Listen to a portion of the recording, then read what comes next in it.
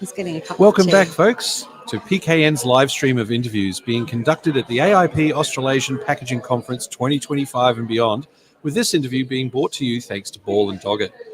Lindy, the interviews continue throughout the day. They certainly do, Grant. And I unfortunately missed a session just now, but luckily I have with me Dr. Nicole Garofano from Planet Ark, and she's going to tell us all about the product stewardship session that you chaired, Nicole. Thank you. So tell us what the main theme was and what the key takeouts were. So the main theme was to highlight that product stewardship as implemented in Australia is a really valuable tool to enable a circular economy in Australia.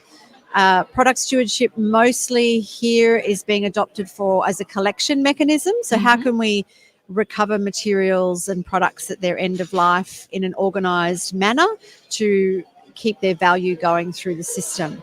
And what the panel talked about was we had on our panel Paul Clemenco, who's the Chief Sustainability Advisor for Planet Ark. We had John Gutsakis, who is the Director with the Product Stewardship Centre of Excellence. And we had Kelvin Davies, who is the Group Project Manager for Nextech and Next Loop, which is the UK-based project. Professor Ed Cozier's operation. Exactly, yes. So it was a great panel because we were able to bring decades literally of experience from Paul Clemenco as the previous CEO for Planet Ark. He's implemented or at least contributed to the development of the cartridges for Planet Ark scheme, batteries, and more recently we're doing a pod cycle, which I think we've talked about on your show before. And there's also, John has also been in product stewardship for probably 3 decades. I'm sure he'd hate me saying that, but he's got a lot of experience. And so really it was what do businesses need to be aware of in the packaging sector? We know we have the APCO targets, but it's really to highlight that it isn't just packaging, that we've got 23 other schemes that are under development from product stewardship in Australia. And there are opportunities to learn across these different schemes. They're all different because they all cover different materials and products and different governance structures and numbers of players and stakeholders in each scheme. But that it's to identify that we're not starting from a blank slate, and that you need to be aware that others are also being challenged by some of these questions. So what were some of the key things said by your panelists? So one of the key things was from John was that we need to ensure senior leadership of any organisation is on board with this. It's great when you have sustainability managers and others within the organisation saying, I think we've got a problem here, we need a solution. But unless those senior leaders are really on board, they're the ones that sign the checks. So we need to have those folk involved in the design and in the implementation of the scheme to get the most value out of it. I think Kelvin highlighted that in the Next Loop example, that it's not a product stewardship scheme per se, but what they're doing is identifying a problem, that is food grade recycled content from polypropylene is a problem for many members in that particular value chain. So the Next Loop project is gathering together 48 members who have all said, we know we can do this better together, so let's join with a project, and almost voluntary deciding to find a solution to that.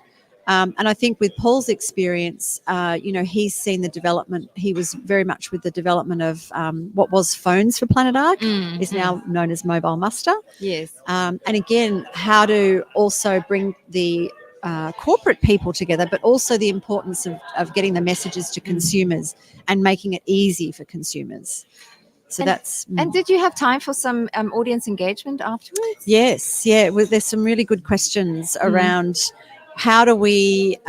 One was actually on the cork value chain out of wine bottles, and how do we get started with that? And there was another one as well that was along the same lines from a different sector, and I can't recall which one it was now. But how do we get started? And the biggest message is we need to just pull the key stakeholders into a room and identify what's the problem we're trying to solve. Because often it's, okay, we've just got to do product stewardship. but they don't actually know what that what's- means. What's the and, problem yeah. that we're trying So to... what's the problem and what's the outcome that we need? Yes, yeah, Okay. yeah. So that was quite So- good. We also had Ebony from the Retailers Association asking, is there an opportunity for some of these schemes to work collaboratively? Because if we do have all these schemes Through being now retailers for developed, collection and so on. Exactly, Okay, well, that yes. makes So- sense. That so- does make sense. yeah, so Okay. retailers are saying we don't want 26 different boxes in our stores to collect all these materials. And so for that, we were discussing the opportunities to use existing other retail outlets, for example, salvo stores. Okay. 365 of those across the country. Could they play a role in Okay, that does make something of sense. this nature? So Sounds like you had a really good, robust discussion. Yes, it was, So thanks yeah. for coming on here to share with us the quick takeouts. We really appreciate it. Thanks, Nicole. my pleasure. Thanks, Lindy. Thanks, Nicole. Thanks, Lindy. And of course, thanks to everyone who has tuned in to watch our live stream of interviews being conducted at the AIP Australasian Packaging Conference 2025 and beyond. We'll be back soon with another one brought to you thanks to Ball and Doggett.